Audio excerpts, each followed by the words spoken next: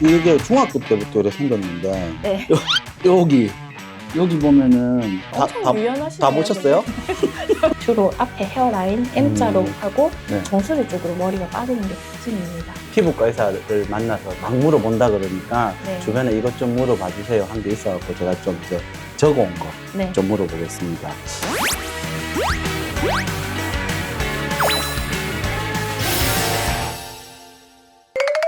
겨울철에 보면은 가려움증 심하잖아요. 네. 저 같은 경우에도 한때 되게 가렵더라고요. 건조해져서 그런지 뭔지 모르겠는데 그래서 침구도 좀 다 바꿔보고 이래저래 해봤는데도 가려워서 깨는 경우가 있을 정도로 가려움증이 심한데 그런 경우 왜 그런지 보통은 그리고 뭐 어떻게 하면 좀 도움받을 수 있는지.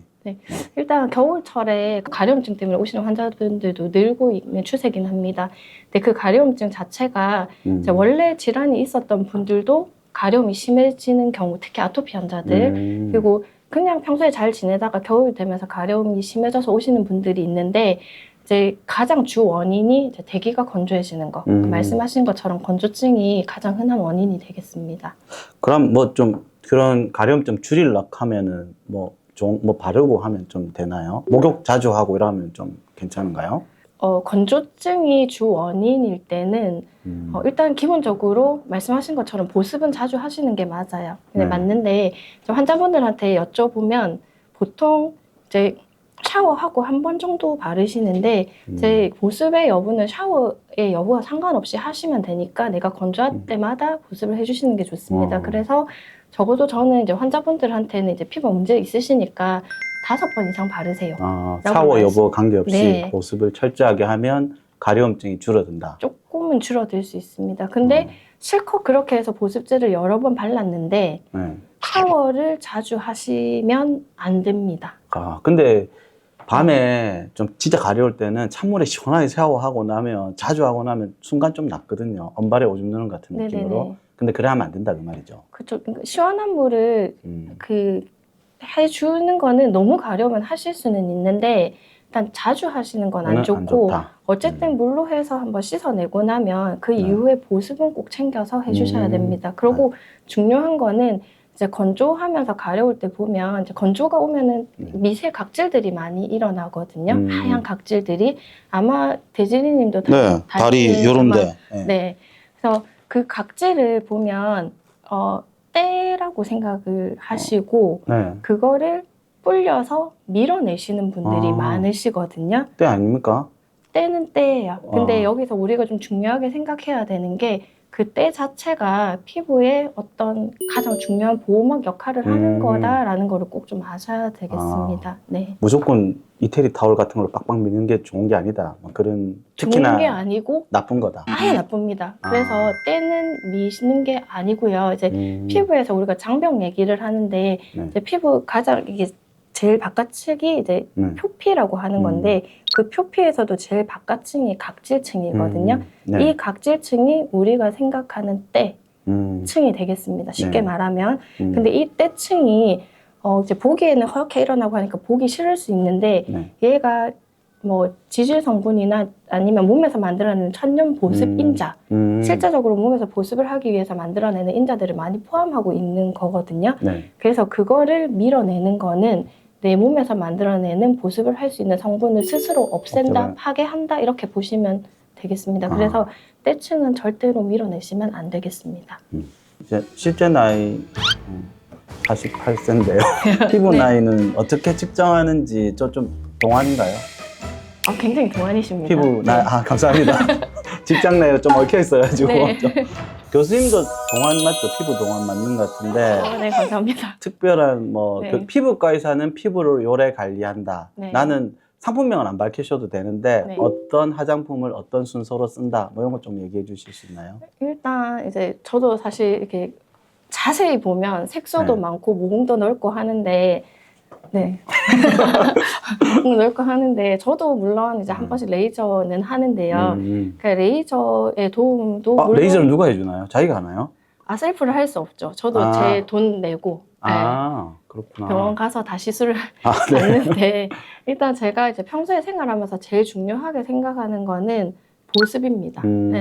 그래서 아까 말했지만 피부의 가장 바깥층이 어떻게 네. 보면 피부 장벽의 역할을 하는 거거든요. 외부에서 들어오는 어떤 자극에 대해서 막아주는 역할도 하고, 근데 그 보습이 잘 안 되고 장벽이 깨지게 되면 그걸로 인한 염증들이 따라서 자연스럽게 오게 됩니다. 그래서 보습을 중요하게 절제하게. 생각을 해서 일단은 우리가 화장품은 저는 한 3가지 정도를 바르거든요. 네, 그 맨 처음에 에센스, 에센스. 그리고 로션, 네. 그리고 크림, 그리고 마지막으로 만약에 그래도 건조하면 오일. 오일? 혹시 이 순서 무슨 순서인지 아시겠어요? 제가 말씀드린 순서? 비싼 화장품 순서? 아니요, 네. 비싼 거 아니고 네. 화장품을 바를 때는 수분이 많은 것부터 유분이 많은 순서로 가셔야 됩니다. 그래서 에센스가 보면 약간 물기가 조금 많거든요. 남자는 한 개밖에 안 발라요. 요즘엔 모르겠습니다. 네, 요즘에는 관리하시는 남자분들도 많으셔가지고 순서는 그렇게 가시면 될 것 같고, 수분 많은 거 마지막에 유분으로 유분 많은 거. 코팅해 주는 건가요? 그렇죠. 네.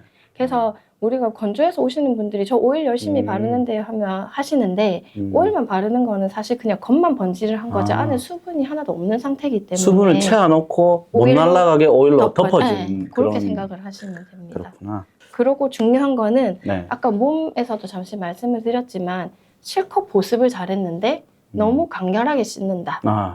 네. 때를 빡빡 민다. 안 좋습니다. 네. 알겠습니다. 그리고 세안은 화장을 하는 게 아니면 되도록이면 딥클렌징이나 문질러 씻는 것은 안 하시는 게 좋겠습니다. 왜냐하면 문지를수록 아까 가장 표층에 있는 각질층이 네. 손상을 받게 되면 결국은 그게 또 염증이나 이렇게 문제화되기 때문에 가볍게 세안하시는 게 좋고 네. 이제 제 피부의 비결이 저녁에 잘 안 씻는 거. 아하. 너무 피곤해서. 별로 피부 안 좋은데요. 달리면 어떡하려고. 그렇게. 마지막 질문. 네. 건강한 젊은 피부를 위한 피부과 의사의 조언. 방금 제가 화장품 바르는 네. 거에서 있었지만 보습. 보습. 일단 그 보습은 어떻게 강조해도 지나치지 않고 보습이 가장 중요하고요. 2번째, 혹시 선크림 바르세요? 남자는 한 개. 아니, 선크림.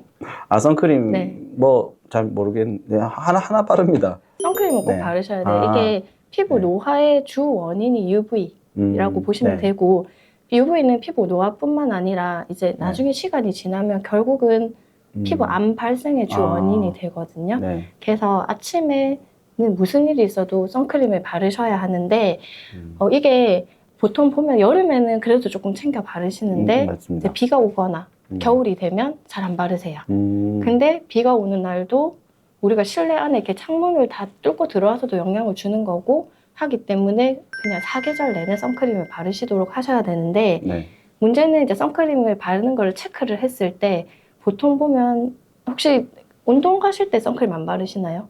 한 개라고 계속 얘기하지 않습니까? 저는? 운동하실 때, 야외 활동하실 때도 안 바르시? 저희는 와이프가 외출했을 때 덧칠 하면서 저 같은 경우에도 선크림 좀 발라 이렇게 주거든요. 네. 그럴 때 바르지. 그때 얼마나 바르세요? 양을? 비싸지 않아요? 그냥 주는 만큼 네, 조금. 어느 화장품이든 마찬가지지만 선크림도 비싸다고 좋은 거는 아니거든요. 그래서 SPF 이렇게 돼 있는 거 50 이상인 거를 뭐 가격이 조금 비싸다고 좋고 싸다고 안 좋고는 아니니까 그 이상의 지수가 제품을 높은 사용하시는데 충분히 발라. 충분히 발라야 돼요. 거기서 충분히의 양은 보통 이제 우리가 손바닥으로 짰을 때 500원 동전 크기 이상이어야 해요. 그래서 생각보다 많이 발라야 많거든요. 그래서 보통 바르시는 걸 체크를 해보면 손끝에 조금 짜서 그냥 이렇게 바르시는데 만약에 그렇게 바른다 하면 아무리 비싼 선크림을 사더라도 아무 의미가 없게 되는 겁니다.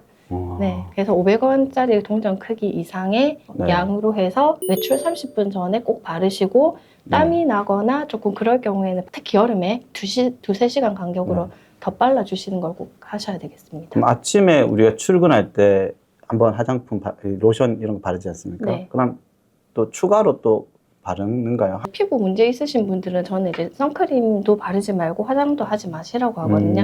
왜냐면 일단 보습이 중요해서 건조할 때마다 조금 보습제를 챙겨 바르려면은 그런 화장을 안 하고 계시는 게 좋아서. 그런데 저 같은 경우도 일단 아침에 뭐 선크림까지 다 바르고 나오지만 저희가 지금 병원이 너무 건조하잖아요. 네네. 중간에 건조하다고 느껴지면 약간 그런 선크림 살짝 씻어내고 보습을 다시 하고 위에 다시 바르고 있습니다. 그렇구나. 네. 오늘 잘 물어봤습니다. 네. 혹시 다른 아유, 미안합니다. 너무 많이 물어봐서. 감사합니다. 네, 감사합니다. 네, 궁금증이 잘 해결되셨나요? 추가로 궁금한 것이나 다음 진료실 추천은 댓글 통해서 알려주세요. 그리고 대질이는 여러분의 궁금증에서 출발합니다. 대질이